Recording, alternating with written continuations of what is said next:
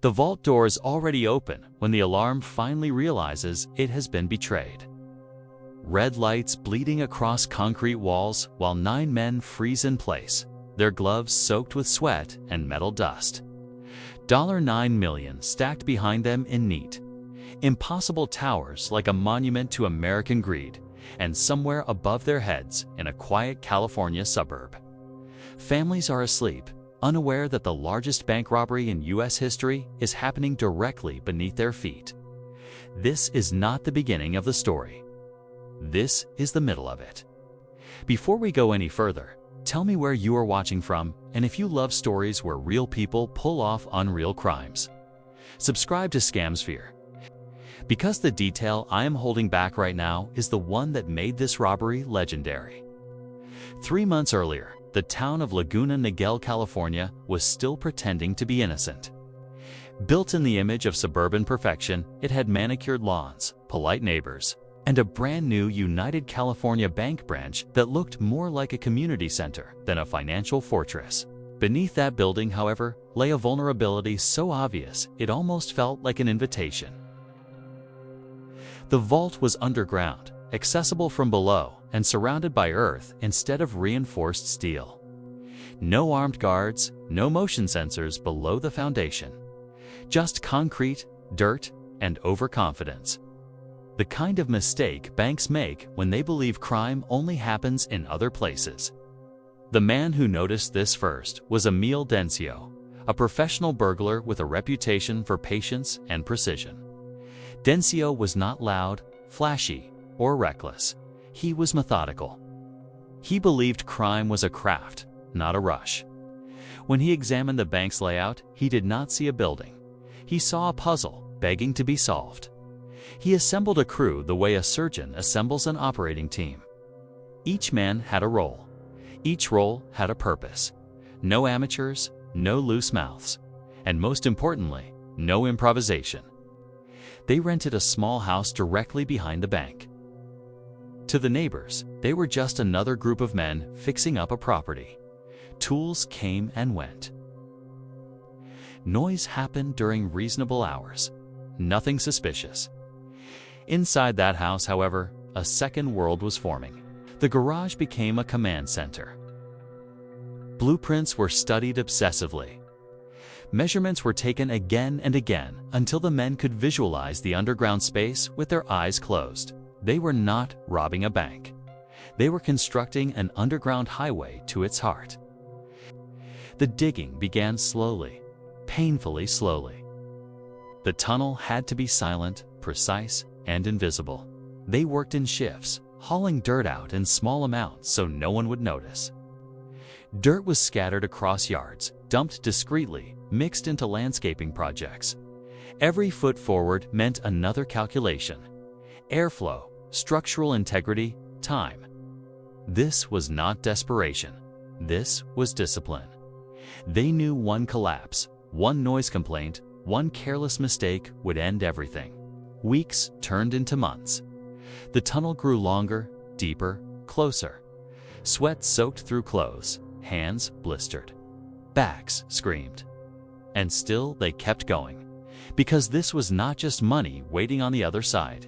It was history. It was proof that the system could be beaten with patience instead of guns. Inside the bank, nothing changed.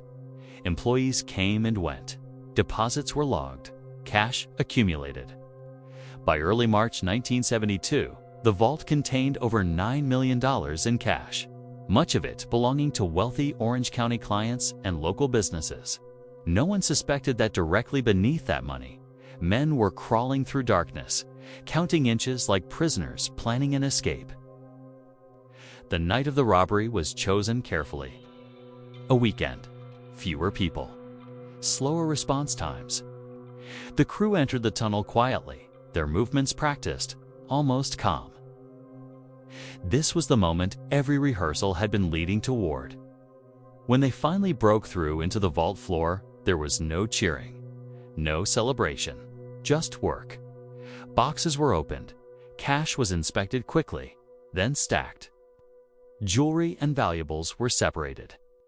The silence was broken only by breathing and the occasional scrape of metal against concrete.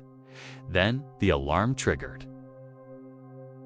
Not immediately, not dramatically. It hesitated like a system unsure whether it was imagining things. But when it screamed to life, it changed everything. The crew did not panic.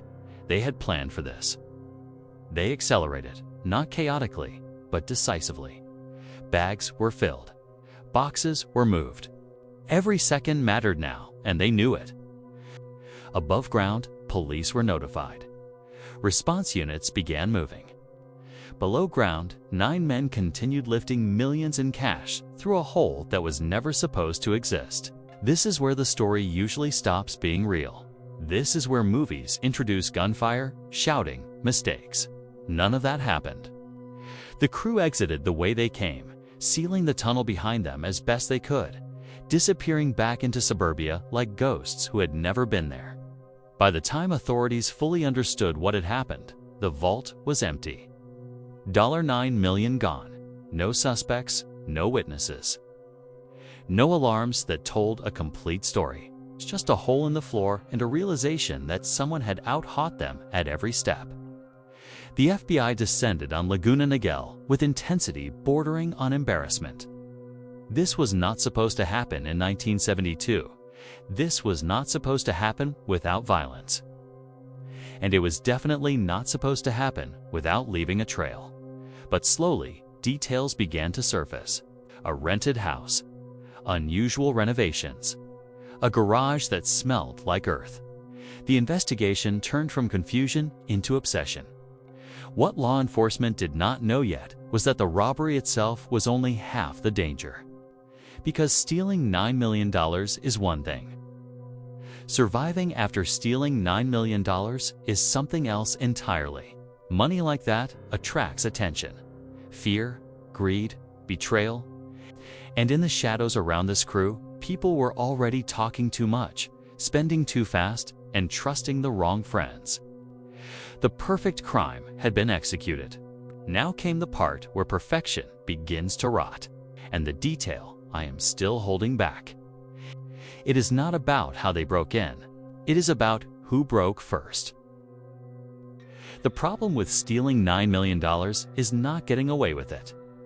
The problem is what the money does after you have it. Cash that large does not sit quietly. It whispers. It pressures. It exposes personalities that were hidden during the planning phase. The United California Bank Robbery had been executed with surgical precision, but the aftermath was chaos disguised as calm. The crew dispersed, each man carrying a share heavy enough to ruin his life if handled incorrectly. And almost immediately, cracks formed where discipline used to live. Emil Dencio knew this phase was the most dangerous. He warned them repeatedly. Spend slow, stay quiet, disappear into normality. But discipline is easy in a tunnel. It is much harder in the sunlight.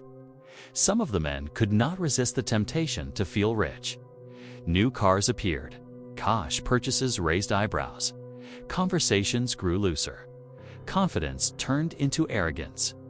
The robbery had made them feel untouchable, and that illusion would prove fatal. Law enforcement, meanwhile, refused to let the case die. The FBI assembled a task force that treated the robbery like a personal insult.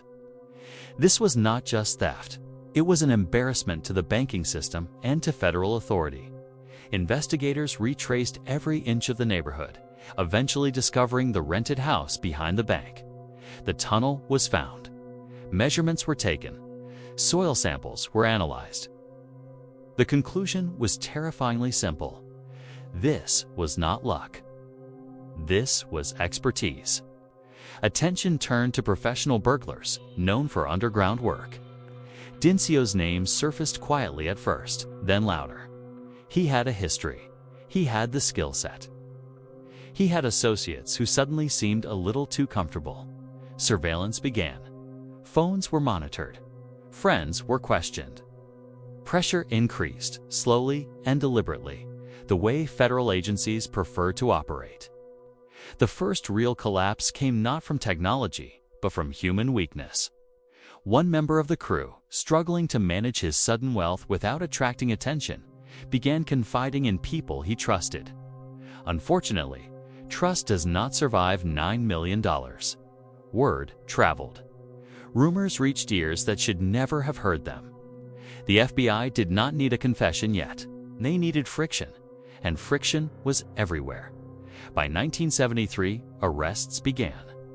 Not dramatic raids, but quiet handcuffs and sealed indictments. One by one, members of the crew were taken in, charged not just with the robbery, but with conspiracy, transportation of stolen money, and federal banking violations. The one-site operation unraveled in interrogation rooms under fluorescent lights where confidence evaporated quickly. Dincio fought hard. He knew how the system worked. He tried to maintain silence across the group, but fear is contagious, and prosecutors knew exactly how to apply it. Reduced sentences, cooperation deals. The promise of freedom for those willing to talk. And eventually, someone did. Testimony painted a complete picture. The tunnel, the planning, the execution, the escape. The brilliance of the crime became its undoing. Every detail that once impressed investigators now served as evidence of intent and coordination. Jurors were not impressed. They were alarmed. Sentences followed. Years in federal prison. Reputations destroyed. Families shattered. And perhaps most painful of all, most of the money was never recovered. Millions vanished into offshore accounts, hidden caches, and forgotten hiding spots known only to men who would never speak again. The robbery remained one of the most financially successful in American history, even in failure. The United California Bank Robbery changed how banks were built. Vaults were redesigned. Underground vulnerabilities were reinforced. Security planning shifted from visible threats to invisible ones. An entire industry quietly admitted it had underestimated patience and intelligence. But the true legacy of the robbery is simpler and darker.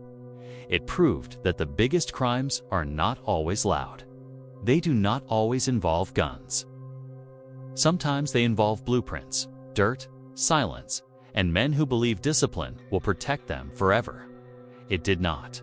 Because, in the end, the money outlived the crew. The fame outlived the planning. And the story outlived the sentences. Today, the United California Bank Robbery is still studied, still debated, still admired in the darkest corners of crime lore. Not because it was moral, but because it was almost perfect. Almost. And if this robbery twisted your stomach, if the precision and collapse kept you locked in until the very end, subscribe to ScamSphere because the next story makes this one look like a rehearsal.